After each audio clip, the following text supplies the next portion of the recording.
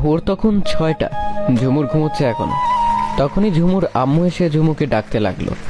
ঝুমু, এ ঝুমু ওঠ। ওফ মা, সরো তো, ঘুমাতে দাও তো, ডিস্টার্ব করো না তো।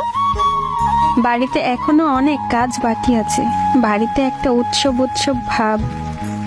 আর তুই কিনা এখনো পরে পরে ঘুমাচ্ছিস। কেন, হঠাৎ এত আয়োজন কেন? তুই কোন দুনিয়ায় থাকিস রে? তুই জানিস না কি হয়েছে? না তো, কই, আমি তো কিছুই জানি না। হেয়ালে না করে বলো তো কি হয়েছে। আজকে যে রাফি আসবে লন্ডন থেকে। হোয়াট?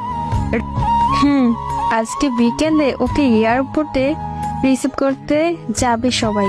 তুই যাবি নাকি? রাফি নামটা শুনে বুকটা ধক করে উঠলো। না আম্মু, আমি যাব না। আচ্ছা যা, গিয়ে ফ্রেশ হয়ে আয়, তারপর এসে নাস্তা করবি। ওকে আম্মু, তুমি যাও, আমি আসতেছি। তাড়াতাড়ি আয়।